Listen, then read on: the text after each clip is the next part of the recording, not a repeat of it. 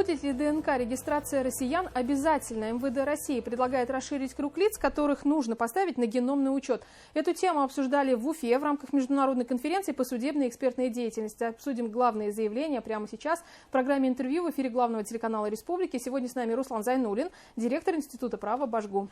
Руслан Эльдарович, здравствуйте. Здравствуйте. Итак, давайте сначала по конференции. Почему сейчас она состоялась в Уфе, да, и какие главные, на ваш взгляд, заявления прозвучали? На самом деле она не только в этом году состоялась в Уфе, это уже традиционная конференция, мы ее проводим уже 12 лет. С каждым годом круг участников у нас действительно расширялся. Конференция становилась международной, обретала международный статус. В этом году также и повышается с каждым годом, скажем так, статус наших спикеров. Как вы знаете, в этом году одним из наших спикеров являлась сенатор Совета Федерации. Елена Мизулина. Да, Мизулина Елена Борисовна. Сама она для нас, естественно, не посторонний человек, поскольку обладает ученой степенью доктора юридических наук.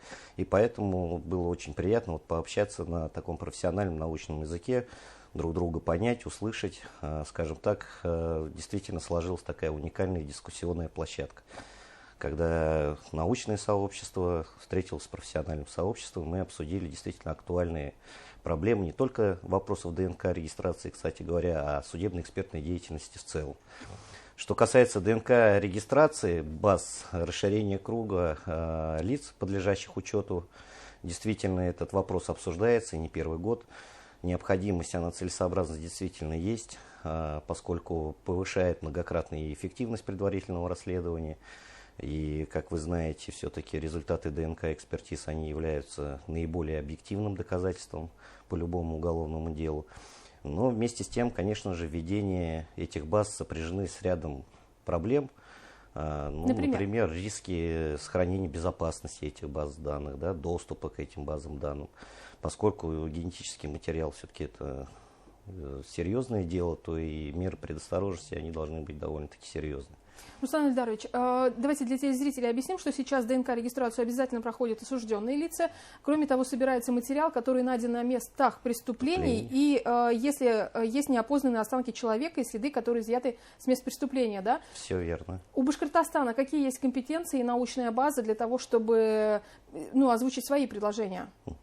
На самом деле это не случайно, то, что на базе именно Уфы проводится такая масштабная конференция, поскольку действительно в Институте права имеются большие научные разработки в Башкирском государственном университете. Второй год подряд мы уже выигрываем гранты Российского фонда фундаментальных исследований, как раз посвященные ДНК-паспортизации населения. Наши методики, наши разработки, они отличаются тем, что как раз позволяют хранить генетический материал, скажем так, в обезличенной форме, без лишней информации. То есть отвечая при этом только конкретные цели отождествления человека, то есть установления тождества. Это является таким конкурентным преимуществом, скажем так, среди существующих на сегодняшний день методик. А для чего это нужно государству, вот такие базы данных? Базы данных, естественно, это первейшая цель, в том числе и профилактика преступности, и повышение эффективности расследования, повышение самого уровня раскрываемости. Поэтому, конечно, это отвечает важным задачам и целям, в том числе и государственной политики. Вы рассказали, что Институт права Башгу получал гранты. Да? Расскажите поподробнее проекты, на которые были получены средства. Вот как раз на проект, на разработку методики, именно которая позволяет хранить ту безопасную часть ДНК-информации, которую можно в дальнейшем уже отождествлять конкретных лиц, либо подозреваемых в совершении преступлений, либо в иной другой сфере, либо, скажем так, установление неопознанных лиц в том числе. Руслан Эльдарович, кроме того, на конференции обсуждались и деятельность судебных экспертов. Да? Вообще есть судебные эксперты, которые дают свою оценку тому или иному явлению, да, факту. Есть свидетели на судебных процессах. Кому бы вы доверили, чьим показаниям больше? Конечно, судебному эксперту, тут это очевидно, поскольку все-таки заключение эксперта и показания свидетелей, это, в принципе, являются оба доказательствами по делу по-любому, но тем не менее природа этих доказательств, она все-таки разная, поскольку эксперт получает заключение путем применения специальных знаний, да, научно опробированных методик и так далее, и познает какое-то явление, события вот путем применения как раз научно обоснованных способов.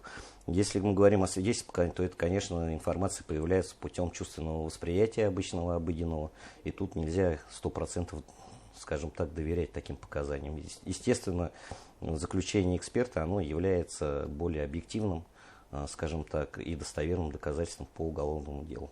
Мы знаем, что Минюст России до конца этого года обещает представить правительству новую редакцию законопроекта о судебной экспертной деятельности. В частности, предлагается ввести аттестацию частных судебных экспертов и создать и ввести государственный реестр вот таких категорий специалистов. Да? Как вы можете прокомментировать такую инициативу? Вы знаете, на самом деле это наболевшая тема. Эта тема Почему? началась еще с 2013 года, даже с 2012 года, когда был внесен законопроект соответствующий. Она является такой злободневной, поскольку действительно система государственных судебных экспертных учреждений, но она не может обеспечить полностью всю потребность судебной экспертизы. Поэтому очень большая доля, скажем так, экспертов, которые не состоят на службе в государственных экспертных учреждениях, так называемые негосударственные, да, или частные эксперты. Вместе с тем, существующий 73-й федеральный закон о судебно-экспертной деятельности, он, к сожалению, не регулирует их деятельность. Поэтому на сегодняшний день создается такая ситуация, что сама деятельность вот таких несудебных экспертов, которые, кстати, выполняют, ну, как минимум половину, наверное, всех экспертов, экспертиз по России, она не урегулирована законом. И действительно, заинтересованные ведомства вышли с инициативой, в том числе и Минюст.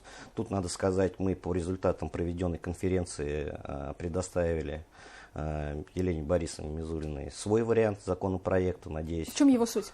Он тоже будет, суть это долго рассказывать, но, скажем так, он регулирует полностью деятельность, в том числе негосударственных судебных экспертов. Перекликается с предложением Минюста? Частично, да. Какие частично, еще есть там да. параметры? Это создание реестра единого, негосударственных реестров, это, конечно, необходимость проведения сертификации или аттестации, там, в зависимости, все по-разному используют термины данных судебных экспертов. Это и верификация, возможной в дальнейшем, и самих методик судебных экспертиз, потому что все-таки методика проведения судебной экспертизы — это довольно серьезные вещи, и она должна быть не только научно обоснованной, она должна быть и опробированной. То есть результаты вследствие такой экспертизы, они должны быть воспроизводимыми. Вот. Ну, то есть гораздо шире вот предложение от Института права Башгу. Ну, да, конечно. По сути, получается. Конечно. Мы над этим законопроектом работали очень долго. У нас целая научная школа функционирует на базе Института права. Что касается специальных знаний, законопроект, в том числе, скажем так, и идейным вдохновителем является наш профессор, доктор юридических наук Аминев Фарид Гизарович. Мы неоднократно обсуждали этот законопроект, в том числе и на различных конференциях, и путем просто консультаций с научными коллективами. Поэтому я считаю, что вот тот законопроект, который сегодня подготовлен был нами, в том числе по результатам обсуждений, является наиболее полным и продуманным. Какой эффект планирует получить государство, да, если вот все те новшества, которые обсуждаются, ну, если даже не все, но большая часть их будет принята, да? Повысить, скажем так, основная цель какая? Повысить качество юридической помощи, потому что вот часто я слышу, используются термины, что эксперт предоставляет услуги, он не услуги предоставляет, он оказывает помощь. Потому что здесь нет таких взаимоотношений. Все-таки судебный эксперт, он должен быть независим в первую очередь. Вот. Поэтому цель, она одна, повысить качество вот такой предоставляемой помощи. И государству, и обществу, и человеку в частности. Повышаются ли требования к судебным экспертам в связи с этими нововведениями? Требования, скажем так, они не то что повышаются, они вводятся, потому что вот сейчас как раз существует ситуация, что требования к негосударственным судебным экспертам их не существует. Вот в рамках действующего функционирующего 73-го закона, к сожалению, требования установлены только в отношении государственных судебных экспертов. Ну, то есть регулирование, оно уже назрело? Да, конечно, уже давно, на самом деле.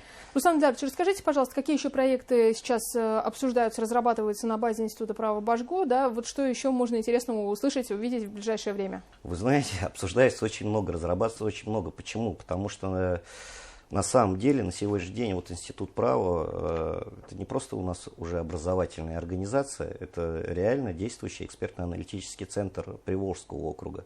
Мы очень часто к нам обращаются, в том числе и государственные органы, и заинтересованные весь за различными консультациями. В том числе мы состояли в рабочей группе по изменению Конституции, вот если из-за недавнего взять, в том числе и внесение изменений в Конституцию Республики Башкортостан. Нашим профессорско-преподавательским составом было внесено порядка 120 предложений по изменению. Вот буквально вчера, по-моему, были уже утверждены все эти изменения. Поэтому востребованность на самом деле очень большая. Мы вообще стараемся, чтобы научные разработки, научные исследования наших преподавателей все-таки находили конечного потребителя и были услышаны, в том числе практическими, скажем так, работниками и органами. И очень импонирует и радует, что в последнее время действительно ситуация в корне меняется. Власть имущие, скажем так, начинают прислушиваться к научному сообществу, и это очень радует на самом деле. Спасибо большое, Руслан Эльдарович. Сегодня гостем программы «Интервью» был директор Института права Башго Руслан Зайнуллин. И мы обсуждали ДНК-регистрацию, а также предстоящие нововведения, которые касаются судебных экспертов. Не переключайтесь, все самое интересное в нашем эфире.